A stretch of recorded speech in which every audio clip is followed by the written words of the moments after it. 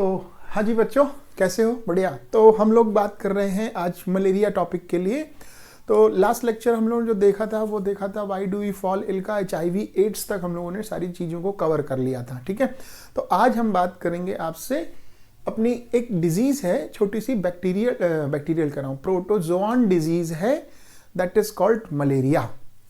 तो मलेरिया के बारे में बात करने से पहले कुछ थोड़ी सी बेसिक्स बातें करते हैं। अच्छा, मलेरिया, सबसे पहला सवाल ये है कि मलेरिया फैलता किससे है? आंसर आपने दिया मच्छर से। ठीक है, क्या मच्छर के काटने से होता है? बिल्कुल होता है। तो कौन से मच्छर के काटने से होता है? एक ये सवाल है। दूसरा, मच्छर में ऐसा क्या है जिसके कारण मलेरिया हो रहा है? दो सवाल हो गए। तीसरा, मलेरिया का प्रभाव क्या हो सकता है? तीन सवाल। ऐसे बहुत सारे सवाल आते हैं जो मलेरिया से रिलेटेड होते हैं। तो मलेरिया के बारे में समझने के लिए हम चलते हैं आपके लेक्चर पे। तो मलेरिया एक्चुअल है क्या? देखो, मलेरिया जो है वो एक, पहले तो चलो, वेक्टर कौन है इसका? वेक्टर कौन है? सबसे पहला सवाल तो आ गया, वेक्टर कौन है? वेक्टर इसका है मच्छर। मॉस्किटो जो है वो है इसका क्या है? वेक्टर है। ठीक है, अब मच्छर में कौन सा मच्छर है? तो फीमेल एनाफ्लीज है इसका वेक्टर। कौन है बेटा? फीमेल एनाफ्लीज इसका वेक्टर है। फीमेल एनाफ्लीज मॉस्किटो, पहली चीज ये हो गया। दूसरा, इसका पैथोजन कौन है? इसका पैथोजन कौन है, मतलब ये किस कारण से फैल रहा है? तो इसका पैथोजन है प्लाज्मोडियम। प्लाज्मोडियम इसका पैथोजन है। अब प्लाज्मोडियम स्पीसीज लिख देते हैं हम, ये पैथोजन है। ये है कौन बेटा? ये प्रोटोजोआन है। ये क्या है? प्रोटोजोआ का मेंबर है, प्रोटोजोआन है। इतनी सी बात याद रखना। ठीक है, अच्छा, अब एक चीज और देखते हैं कि ये जो प्लाज्मोडियम हमने लिखा है, ये प्लाज्मोडियम की स्पीसीज है। तो कौन सी प्लाज्मोडियम स्पीसीज है? तो यहां पर 4 टाइप की प्लाज्मोडियम स्पीसीज होंगी। कौन कौन सी? पहली, प्लाज्मोडियम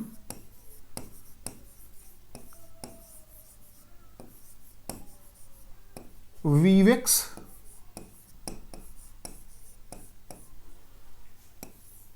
प्लाज्मोडियम फैल्सीपेरम,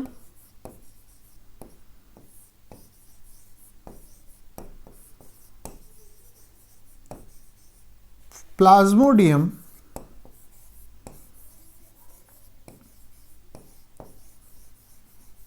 मलेरी,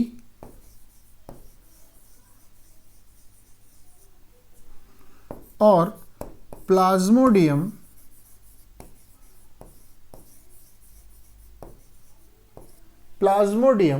बोलो, फैल्सीपेरम मलेरी ओवैली।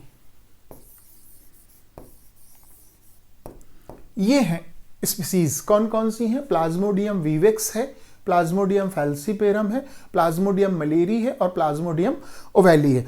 अब इनमें से सबसे कॉमन कौन सा है? तो सबसे जो कॉमन है बच्चों वो है प्लाज्मोडियम विवेक्स। 60 to 65% मलेरिया इसी के कारण होता है। दूसरा इंपॉर्टेंट कौन है? वो है प्लाज्मोडियम फैल्सीपेरम। 30 से 40% ये है रेशियो। ये कॉमन है, ये अलग, थोड़ा सा अलग, मतलब यहां अपने देश में, भारत में इनसे मलेरिया नहीं होता है। बेसिकली भारत में जो मलेरिया होता है वो प्लाज्मोडियम विवेक्स या प्लाज्मोडियम फैल्सीपेरम के कारण होता है। ठीक है, इतनी सी बात समझ में आती है। अच्छा, अब प्लाज्मोडियम की थोड़ी सी लाइफ साइकिल के ऊपर थोड़ी सी बात कर लेते हैं। तो प्लाज्मोडियम की लाइफ साइकिल जो होती है वो डाइजेंटिक होती है बच्चों। प्लाज्मोडियम की जो लाइफ साइकिल होती है वो कैसी होती है? डाइजेंटिक होती है। तो लाइफ साइकिल ऑफ प्लाज्मोडियम लिख लेते हैं अपनी बात को। लाइफ साइकिल ऑफ प्लाज्मोडियम,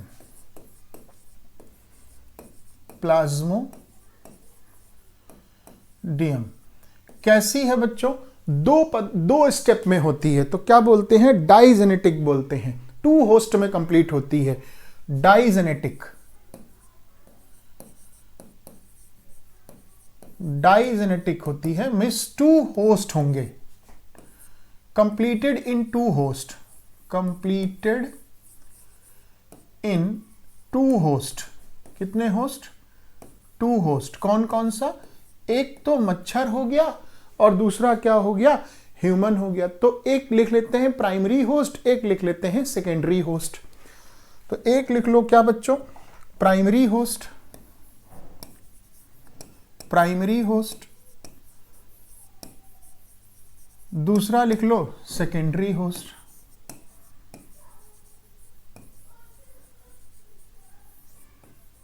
अब प्राइमरी होस्ट कौन है और सेकेंडरी होस्ट कौन है? तो प्राइमरी होस्ट है फीमेल एनाफ्लीज, तो सेकेंडरी होस्ट हो गया ह्यूमन। प्राइमरी होस्ट कौन है? Female Anopheles, female Anopheles mosquito, mosquito भी लिख देते हैं, मॉस्क्यूटो। और सेकेंडरी कौन हो गया फिर होस्ट? सेकेंडरी होस्ट हो गया ह्यूमन। ठीक, ह्यूमन हो गया। अब ये जो मॉस्किटो लिखा है, ये इसके अंदर क्या हो रहा है? तो इसकी जो लाइफ साइकिल है वो इसके स्टमक में चल रही होगी।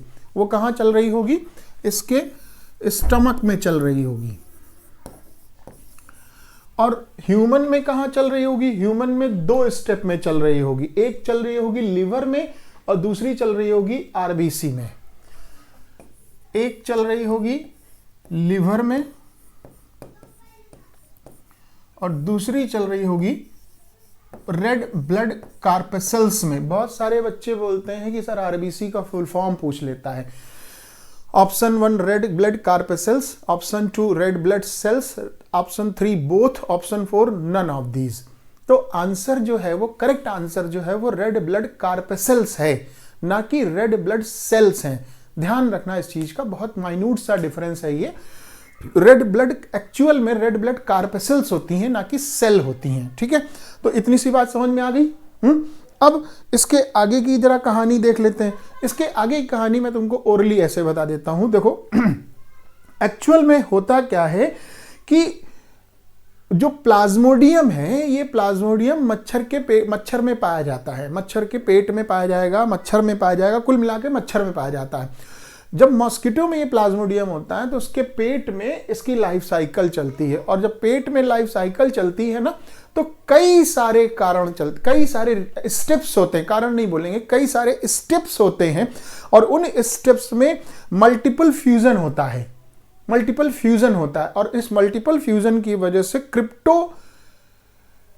क्रिप्टोमीरोजोइड्स बनते हैं, क्रिप्टोमीरोजोइड्स। और ये क्रिप्टोमीरोजोइड्स जो है आगे चल करके ह्यूमन ब्लड में आ जाते हैं। कब आएंगे?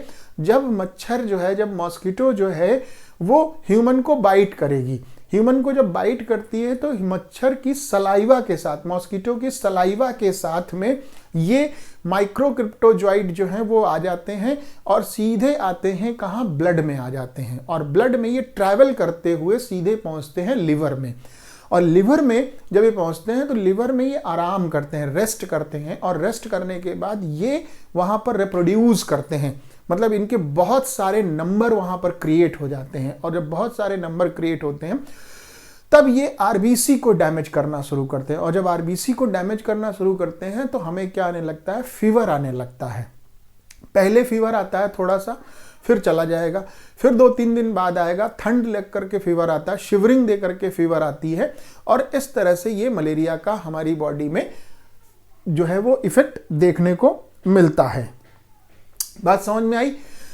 इस तरह से देखने को ये हमारी बॉडी में इफेक्ट देखने को मिल जाता है। अब दूसरी चीज ये है कि मलेरिया के सिम्टम्स क्या हैं। मलेरिया के सिम्टम्स क्या हैं वो जरा देख लो। मलेरिया के सिम्टम्स क्या क्या हो सकते हैं बच्चों? तो मलेरिया के सिम्टम्स ज्यादा कुछ विशेष नहीं है, लेकिन फिर भी आप देख लो सिम्टम्स क्या क्या होंगे। सिम्टम्स क्या क्या होंगे? पहला सिम्टम्स फीवर होएगा,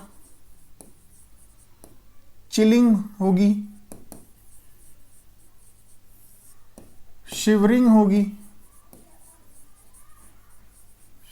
होगी, बॉडी पेन होगा, क्या होगा, बॉडी पेन होगा, साथ में जॉइंट्स पेन होगा।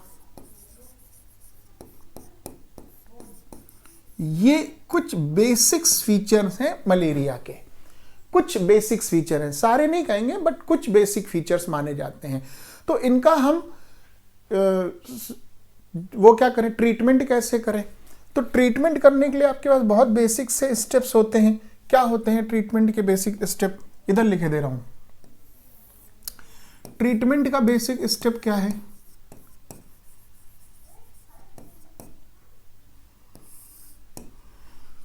ट्रीटमेंट में हम बेसिकली लैरियागो डीएस देते हैं, लैरियागो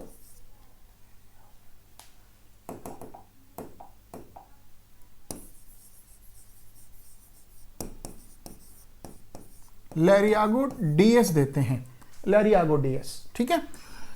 टेस्ट कौन सा करेंगे, मलेरिया टेस्ट करेंगे, सीधे मलेरिया टेस्ट करेंगे। एमपी बोलते हैं इसको, बेसिकली क्या बोलते हैं, एमपी टेस्ट बोलते हैं, ठीक है। ये ट्रीटमेंट है। अच्छा, इसके अलावा और भी हम क्या क्या कर सकते हैं, इसके अलावा हम यहां पर एक चीज और कर सकते हैं। क्या कर सकते हैं, हम यहां पर प्रिवेंशन लेते हैं। प्रिवेंशन किससे, मलेरिया से बचने का प्रिवेंशन क्या क्या होगा। सबसे पहला use ointment, mosquito prevent ointment, इसको ओडोमॉस बोलते हैं। Use Odomos, use mosquito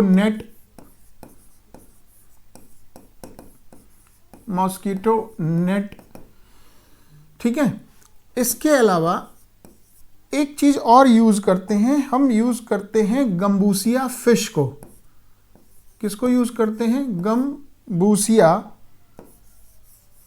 fishes को यूज करते हैं, गम्बूसिया फिश को यूज करते हैं। ये फिश क्या करती है, ये फिश जो है मच्छर के एग्स को, लार्वा को फीड कर लेती है। मच्छर के जो लार्वा हैं, जो एग्स हैं, उनको ये खा जाती है। जब उनको खा जाती है तो मॉस्किटो से मलेरिया होने का खतरा जो है वो लगभग खत्म हो जाता है। और हम क्या क्या कर सकते हैं, साफ सफाई रख सकते हैं, किसकी, नाली की, घरों की। ड्रेनेज सिस्टम को क्या रखें, क्लीन रखें, clean drainage system, clean drainage system. घर में पानी नहीं जमा होने दें, घर में क्या हो, पानी ना जमा होने दें। ये कुछ बेसिक स्टेप्स होते हैं जो मलेरिया से हमें क्या करते हैं, बचाने का काम करते हैं। आई होप तुमको ये बात समझ में आई होगी।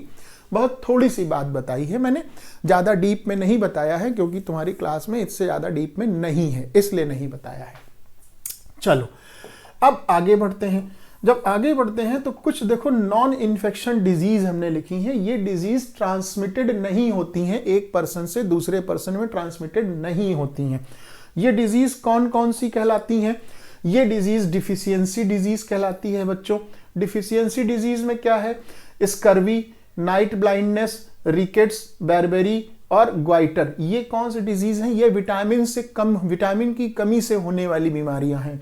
स्कर्वी किसकी कमी से होता है, विटामिन सी की कमी से होता है, मैंने तुमको बताया था last time. Night blindness vitamin A की कमी से होता है। रिकेट्स विटामिन डी की कमी से होता है। बेरी विटामिन बी की कमी से होता है। जबकि ग्वाइटर जो है वो मिनरल है, आयोडीन की कमी से ग्वाइटर होता है। ये सारी डिजीज बेसिकली मिनरल्स और विटामिन की कमी से होने वाली डिजीज हैं, जिनको डिफिशियंसी डिजीज बोलते हैं, और ये नॉन ट्रांसमिटेड डिजीज हैं।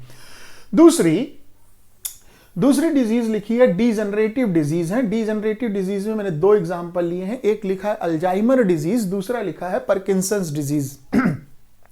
ये बेसिकली जेनेटिकल डिसऑर्डर की डिजीजेस होती हैं, ठीक है।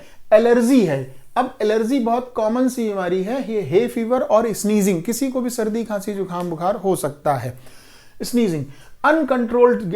अब देखो कैंसर के बारे में एक डिजीज और लिखी है मैंने कैंसर के बारे में, फिर मेंटल डिसऑर्डर मैंने लिखा है, मेंटल डिसऑर्डर में panic disorder, obsessive compulsory disorder वगैरह हो सकता है, ठीक है। फिर ऑक्यूपेशनल डिजीज, ये बेसिकली रिस्पिरेशन से होती है, सिलिकोसिस हो सकता है, डर्मेटाइटिस हो सकता है। एडिशन डिजीज में ड्रग्स वगैरह लेने से कुछ बीमारियां हो जाती हैं, जो नशा करते हैं उनको कुछ अलग से बीमारियां हो जाती हैं। उन सब चीजों के बारे में फिर कभी चर्चा करेंगे, अभी आपको जानने की जरूरत है नहीं ज्यादा, ठीक है। अच्छा, अब एंटीबायोटिक्स क्या होते हैं? एंटी मतलब अगेंस्ट और लाइफ, तो biotic means life, means against the life, किसके? ह्यूमन के नहीं, पैथोजेंस के अगेंस्ट काम करते हैं। जो दवाएं पैथोजन के अगेंस्ट में काम करती हैं उनको हम बेसिकली एंटीबायोटिक्स बोलते हैं।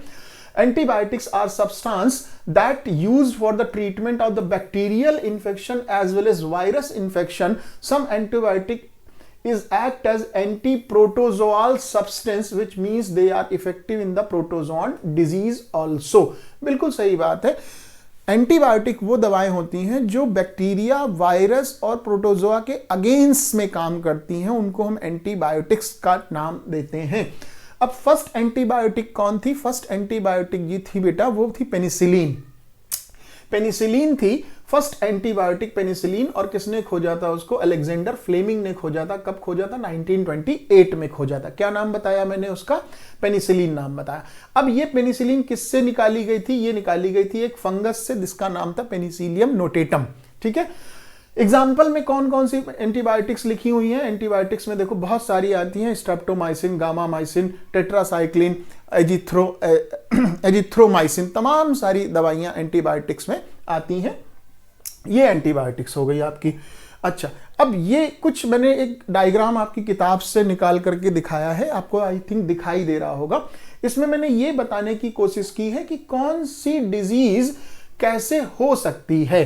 देखो, डायरेक्ट कांटेक्ट से कुछ डिजीज हो सकती हैं, हाथ मिलाने से कुछ डिजीज हो सकती हैं, इन्फेक्शन जैसे मान लेते हैं हाथों में फंगल इन्फेक्शन है, डर्मेटाइटिस का इन्फेक्शन है, अगर आप उससे हाथ मिलाएंगे, हैंडशेक करेंगे तो वो हो सकता है आपके अंदर वो प्रॉब्लम आ जाए। डायरेक्ट है। कुछ एयर से एयर के थ्रू कांटेक्ट हो सकती है। एयर के थ्रू कांटेक्ट होने का मतलब जैसे स्नीजिंग, जैसे कोल्ड, जैसे फ्लू, ये बीमारी ऐसी है जो एयर के थ्रू फैलती हैं। जैसे किसी बच्चे को जुकाम है, कोल्ड है, अगर वो आसपास रहेगा, उसके आसपास कोई बच्चा रहेगा तो माइट भी पॉसिबल कि उसको भी कोल्ड हो जाए, तो बाय एयर से। कुछ इनडायरेक्ट डिजीज ट्रांसफर होती हैं, जैसे किसी के कपड़े पहन लेने से, जैसे किसी के जूठे बर्तन को यूज कर लेने से, जैसे किसी के साथ में बैठ के खाना खा लेने से। ये कुछ इनडायरेक्ट डिजीज होती हैं जो इनडायरेक्टली। अब कपड़ों से कौन सी डिजीज होती है बेटे? बेसिकली फंगल डिजीज होती है। फंगल डिजीज, किसी को फंगस डिजीज थी, मतलब बहुत बेसिक सी बात करें, दांत खाज खुजली थी, और उसके कपड़े किसी बच्चे ने पहन लिए तो वो डिजीज हो सकता है उस बच्चे में भी ट्रांसफर हो जाए। बाई फूड भी हो सकता है। मॉस्किटो इंसेक्ट के थ्रू कुछ डिजीज हो सकती है। कुत्तों के काटने से कुछ डिजीज हो सकती है। कुत्तों काटने से कौन सी डिजीज होती है? रेबीज होती है। बिल्कुल सही बात है। मॉस्किटो के काटने से कौन सी डिजीज होती है? मलेरिया होता है, ठीक है। ये कुछ एग्जाम्पल्स मैंने तुम्हारे एनसीईआरटी से निकाल करके दिखाए हैं, ठीक। अब ये देखो कुछ एक और डायग्राम देखो बना हुआ है। ये एयर बेसिकली स्नीजिंग से, बेसिकली कॉमन कोल्ड का ये डायग्राम है तुम्हारी किताब में। अब इस व्यक्ति ने खांसा है, इसको खांसी आ गई और इसको पहले से ही जुकाम सर्दी था, तो अब इसके एयर ड्रॉपलेट्स हवा में फैले कि नहीं फैले? देखो फैल रहे हैं, ये एयर ड्रॉपलेट्स हवा में फैल रहे हैं। अब ये हवा में फैल रहे हैं और इसके साथ में कुछ ड्रॉपलेट्स जमीन में जा रहे हैं। तो देखो, जब सामने की तरफ तो स्मॉल ड्रॉपलेट्स आ रहे हैं, जबकि नीचे की तरफ जो है वो लार्ज ड्रॉपलेट आ रहे हैं, और आगे थोड़ा सा जब बढ़े हैं तो मीडियम ड्रॉपलेट्स आ गए। तो इसका बताने का मतलब क्या है? इसका मतलब बताने का यह है कि इस इन्फेक्टेड पर्सन के 1 मीटर के दायरे में, 1 मीटर के दायरे में अगर कोई व्यक्ति आएगा तो उसको इन्फेक्शन हो सकता है, एयर इन्फेक्शन भी हो सकता है, यह बताने की कोशिश की जा रही है। अब ट्रीटमेंट का बेसिक क्या प्रिंसिपल है, बेसिक प्रिंसिपल ट्रीटमेंट का क्या क्या हो सकता है। तो बेसिक प्रिंसिपल का ट्रीटमेंट है बच्चों, बेसिक प्रिंसिपल का जो ट्रीटमेंट है वो है antibiotic, target the biochemical pathway और रिएक्शन। मतलब कि हमने एक कोई दवा यूज की, कोई भी बीमारी थी XYZ और XYZ उस पर्टिकुलर उससे संबंधित दवा का यूज किया गया। तो दवा का यूज जब हुआ तो वो क्या करेगा, वो बायोकेमिकल पाथवे रिएक्शन को टारगेट करेगा। अब इससे क्या होगा, तो इससे उस डिजीज का बायोकेमिकल जो पाथवे होगा वो स्टॉप हो जाएगा, वो डिजीज का जो बायोकेमिकल पाथवे जो होगा वो स्टॉप हो जाएगा और उससे निकलने वाले टॉक्सिन्स तुरंत के तुरंत वहां पर क्या हो जाएंगे, रुक जाएंगे, इन्फेक्शन रुक जाएगा, या इन्फेक्शन फैलाने वाले जो बैक्टीरिया जो पैथोजेंस हैं उनकी किलिंग हो जाएगी, या उनकी ग्रोथ पे एक लिमिट लग जाएगी। और लिमिट जब लगेगी तो ये इन्फेक्शन जो है वो धीरे धीरे धीरे धीरे क्या हो जाएगा, खत्म हो जाएगा।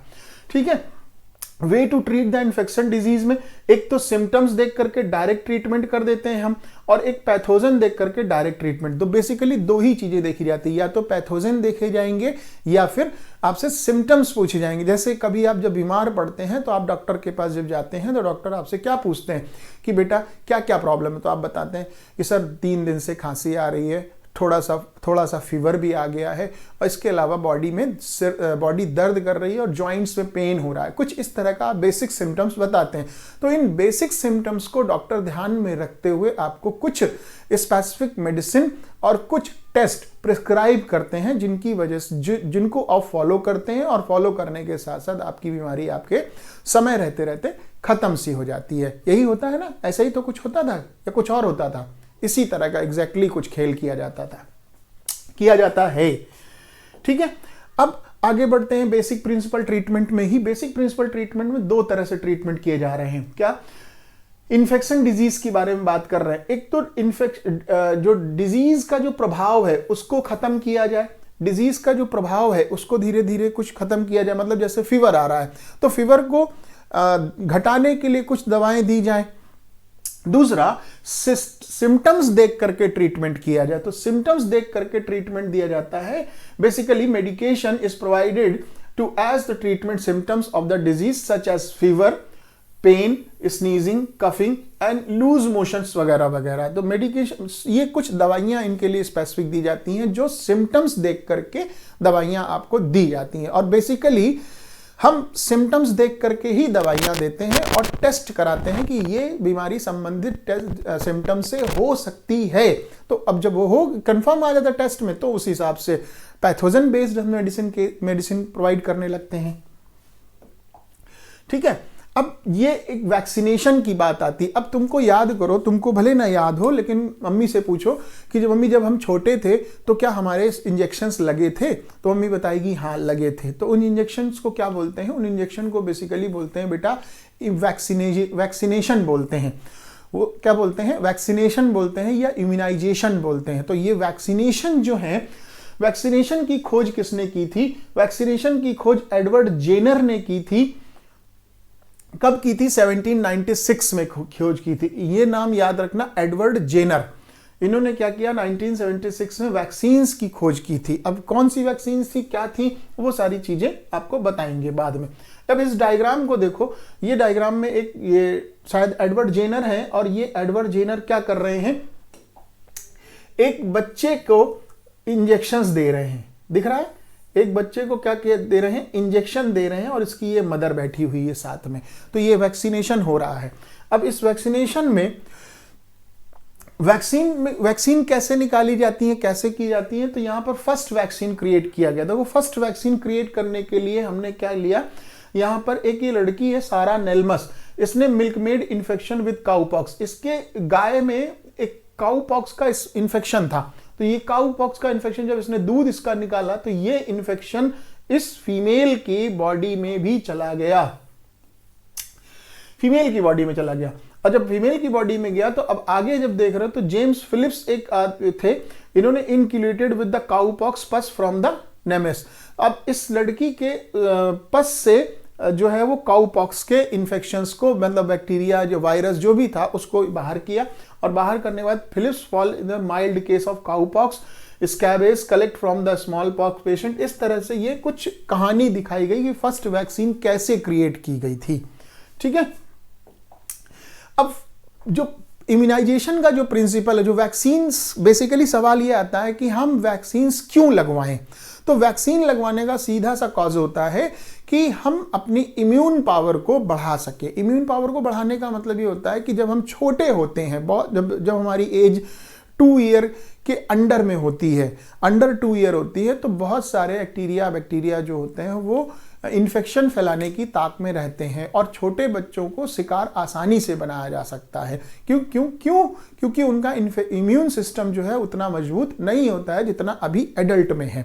तो उस इम्यून सिस्टम को मजबूत करने के लिए हम प्रॉपर वैक्सीनेशन करते हैं बच्चों का। पर्टिकुलर वैक्सीनेशन सेंटर पे जाकर के सारे बच्चों का वैक्सीन्स लगवाई जाती हैं, वैक्सीन्स दी जाती हैं ताकि उनका इम्यून सिस्टम जो हो सके वो स्ट्रांग हो सके।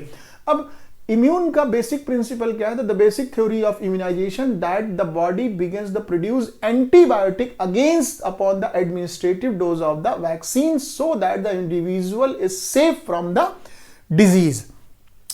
अब यहां पर कुछ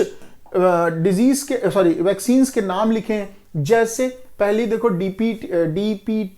डीपीटी की वैक्सीन लगाई जाती है। डीपीटी का फुल फॉर्म क्या है? डिप्थीरिया है और वूफिंग कफ है और टिटनेस वगैरह का इंजेक्शन दिया जाता है। दूसरा बीसीजी का इंजेक्शन लगाया जाता है। बीसीजी बेसिकली ट्यूबरकुलोसिस से बचने के लिए दिया जाता है। बीसीजी का इंजेक्शन बहुत दर्द वाला होता है।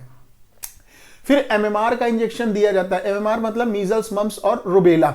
टाइफाइड वैक्सीन्स में हम टाइफाइड वैक्सीन्स देते हैं टाइफाइड फीवर से बचने के लिए।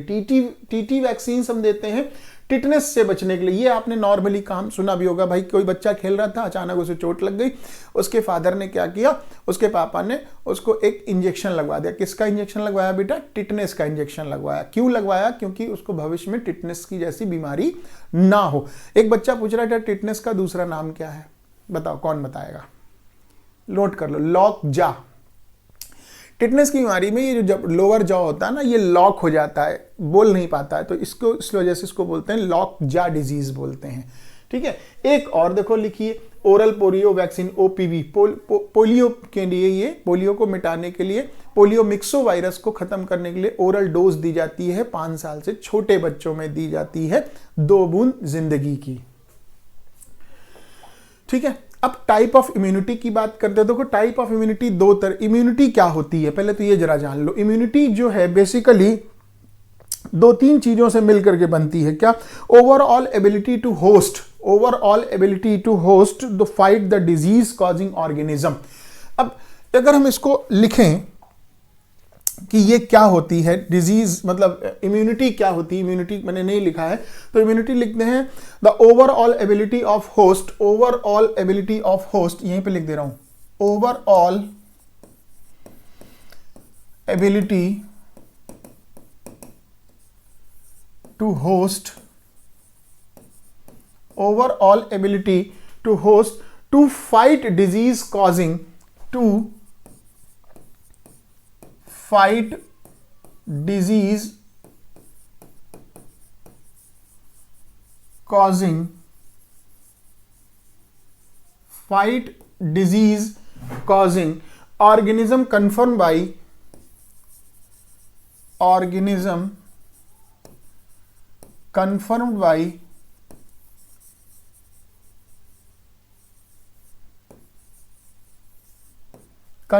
by क्या? Immune system called immunity, immune system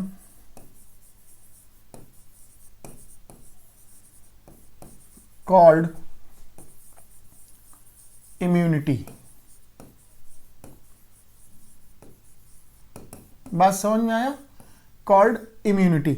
अब ये इम्यूनिटी 2 टाइप की होती है, एक इनेट होती है और एक क्या होती है? एक्वायर्ड होती है। इनेट मतलब नॉन स्पेसिफिक, नॉन स्पेसिफिक, जबकि एक्वायर्ड इम्यूनिटी स्पेसिफिक होती है। अब इसमें क्या करना है, इसमें तुमको ज्यादा नहीं पढ़ना है। इनेट जो है वो नेचुरल इम्यूनिटी होती है, skin act as like a barrier. अब इस 2 तरह की होती है, बस याद रखो, एक होती है इनेट इम्यूनिटी जिसको नेचुरल इम्यूनिटी बोलते हैं, और एक होती है एक्वायर्ड इम्यूनिटी जो आफ्टर बर्थ, ये होती है before birth, sorry before birth नहीं लिखो, इसको लिखो बाई बर्थ और इसको लिख लो आफ्टर बर्थ। ये आफ्टर बर्थ इम्यूनिटी दी जाती है by the help of vaccination. ठीक है, इतनी सी बात तुमको याद रखनी है, छोटी छोटी बातें। अच्छा, अब ये तुम्हारा होमवर्क, इसी के साथ ये तुम्हारा चैप्टर खत्म होता है। अब ये कुछ तुम्हारे पास होमवर्क है। क्या होमवर्क है? आई होप तुम इस होमवर्क को करोगे। क्या है? Name the 2 disease caused by the protozoa. Protozoa से 2 डिजीज होने वाली डिजीज का नाम बताइए। तो एक डिजीज तो हम तुमको बता दे रहे हैं, मलेरिया।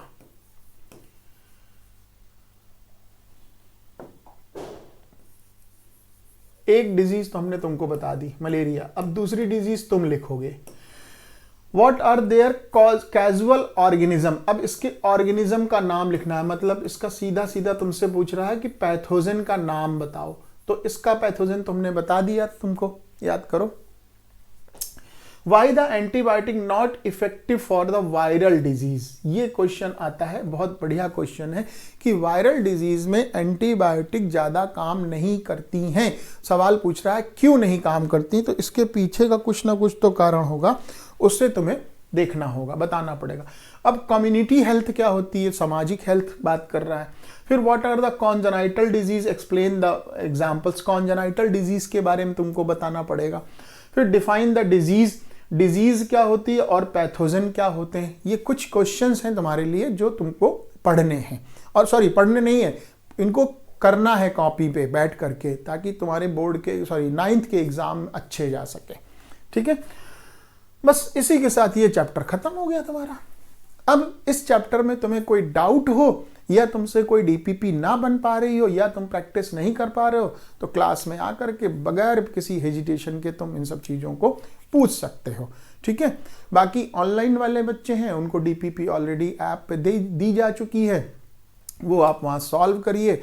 कोई डाउट होता है कमेंट सेक्शन में आ जाइए, वहाँ पे कमेंट का डाल दीजिए, स्क्रीनशॉट लेके डाल दीजिए, वहाँ से आपकी क्वेरी को सॉल्व कर दिया जाएगा।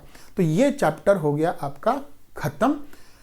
ठीक, अब इसके साथ में अब क्या बचा है? 9th के चैप्टर सारे खत्म हो गए। सेल चैप्टर खत्म हो गया, why do we fall ill भी खत्म हो गया, और कौन सा चैप्टर था? और कौन सा चैप्टर था? सारे चैप्टर तुम्हारे खत्म हो गए। 3-4 चैप्टर थे, तीनों चारों चैप्टर तुम्हारे इसके खत्म। टिश्यू का चैप्टर था, वो भी खत्म हो गया। 9th क्लास का ये सिलेबस अब यहाँ पर खत्म होता है बायोलॉजी के लिए। ठीक है, अब क्या पढ़ेंगे? अब हम प्रैक्टिस करेंगे इसकी। ठीक है, तो अभी इसको पढ़ो, कोई समस्या हो मुझसे पूछो। ठीक है, अब लेक्चर अगर समझ में आ गया तो इसको क्या कर दो, रेट दे देना, रेट दे देना। लेक्चर को लाइक कर दो, सब्सक्राइब कर दो चैनल को, चैनल ऑलरेडी तुमने सब्सक्राइब किया हुआ है। शेयर कर दो। शेयर करने से क्या फायदा होगा? शेयर करने से फायदा ये होगा कि और बच्चों का भला हो जाएगा। नहीं हो सकता है? बिल्कुल हो सकता है। तो ये काम कर लेना तुम लोग, बाकी सब ठीक है। ओके, तो फिर नेक्स्ट लेक्चर में मिलते हैं फिर जल्दी से। ओके, चलो बाय।